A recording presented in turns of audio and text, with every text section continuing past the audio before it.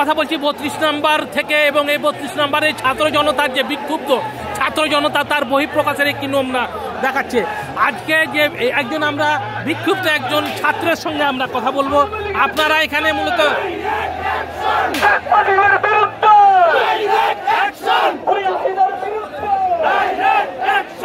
আজকে মূলত কি এখানে কেন উপস্থিত হয়েছেন বলবেন একটু? আমার দেশ পত্রিকাকে অসংখ্য ধন্যবাদ আজকে লাইভে আসার জন্য। তো 5 আগস্টের পর থেকে যে আমাদের একটা পৃথিবীর ইতিহাসের যে একটা ধারাবাহিকতা, ফেসিবাদ বিদায় নেওয়ার পরে ফেসিবাদের সব কিছু ধ্বংস করে দেওয়া হয়, কিন্তু আমরা বাংলাদেশে তার প্রত্যয়টা দেখতে পাচ্ছি না। কিন্তু আমাদের উচিত ছিল ফেসিবাদ বিদায় হওয়ার সাথে সাথে ফেসিবাদের সব কিছু ধ্বংস করে দিয়ে বাংলাদেশের ইতিহাস থেকে 71 এবং 71-এর যে চেতনা, সেই চেতনাকে মুছে দিয়ে নতুন 24-এর চেতনায় উজ্জীবিত হয়ে বাংলাদেশ গড়ার যে প্রত্যয় ছিল সেখানে আমরা ব্যর্থ হয়েছি।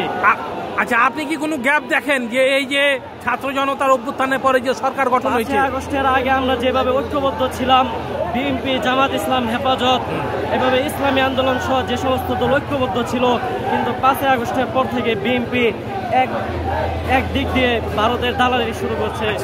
সেটা মানে জনগণের সামনে এখন স্পষ্ট হয়ে গেছে। স্পষ্ট হয়ে আপনারা কি চান এখন? এখন আমরা চাচ্ছি বাংলাদেশ যে একটা স্বাধীন চেতা জাতি, এই স্বাধীন চেতা বাঙালি জাতি আর কোনোদিন মানে ভারতের দালালি করবে না বা আচ্ছা, আপনার একটু বিষয় জানতে চাই, সরকার যে গ্যাপগুলো রাখছে এগুলো কি মানে দাবি করেন যে আওয়ামী লীগ নিষিদ্ধকরণের একটা দাবি উঠেছিল, সেটি হচ্ছে বৈষম্য বিরোধী ছাত্র আন্দোলন সংগঠনের পক্ষ থেকে, কিন্তু বিএনপির পক্ষ থেকে বলা হচ্ছে যে আওয়ামী লীগ তারা নিষিদ্ধ চান না। আপনাদের মতামত কি? এখানে দেশে 5 আগস্টের পর থেকে বিএনপির মধ্যে যে পরিবর্তন এবং ওদের মধ্যে যে হারে ভারতীয় দালাল প্রবেশ করছে এবং ওরা যেই হারে শুরু করছে, তারা এখন সম্পূর্ণভাবে আওয়ামী লীগের জায়গাটাই দখল করছে। অর্থাৎ আওয়ামী লীগ আগে ফেসিবাদের যে রূপরেখা করতো, এখন ওরা আসার আগ থেকে শুরু করছে। এইটার বিরুদ্ধে সম্পূর্ণভাবে এটার বিরুদ্ধে আমরা, এবং এইটা এখন যে এই বঙ্গবন্ধু ধানমন্ডির 32 নম্বর বাড়ি ধ্বংস করা হইতেছে, এটা ওদের জন্য একটা সতর্কতা যে ওরা যদি ভবিষ্যতে এমন করে, ওদেরও চিহ্ন বাংলাদেশে রাখা হবে না। যেই এরকম করুক, রাখা হবে না।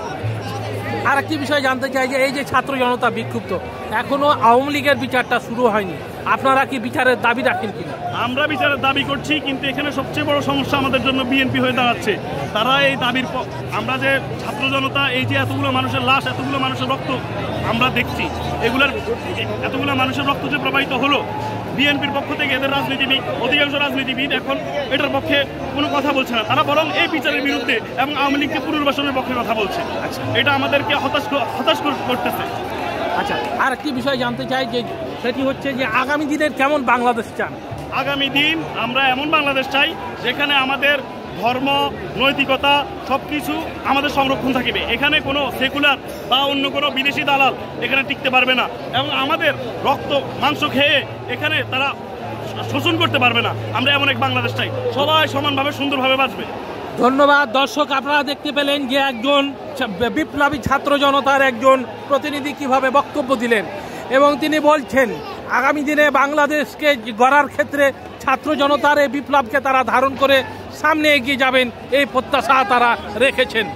দর্শক, আপনারা দেখতে পাচ্ছেন যে বুলডোজার নিয়ে যাচ্ছে ছাত্র জনতা একটি বুলডোজার নিয়ে যাচ্ছে, এবং অসংখ্য লোকজন এখানে উপস্থিত হয়েছেন, এবং আপনারা দেখতে পাচ্ছেন বুলডোজার নিয়ে যাচ্ছে ছাত্র জনতা।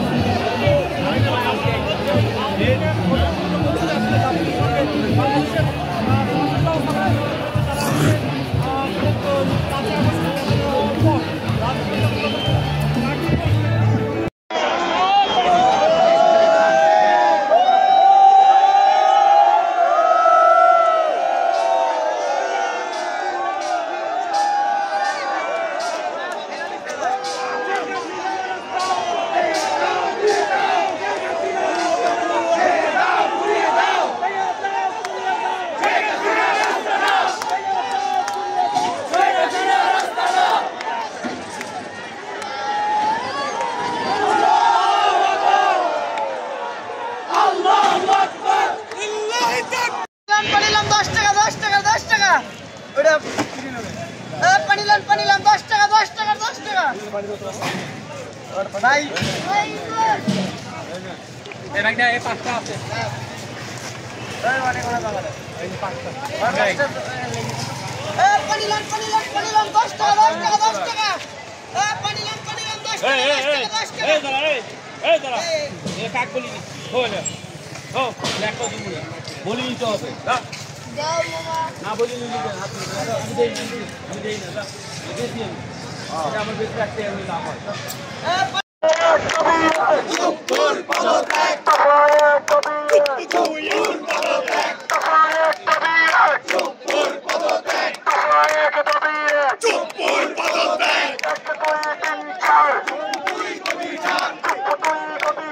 1 2 3 4 চুপ 2 গদি 4 চুপ 2 গদি 4 চুপ 2 কবে যাবি এক দফা এক দাবি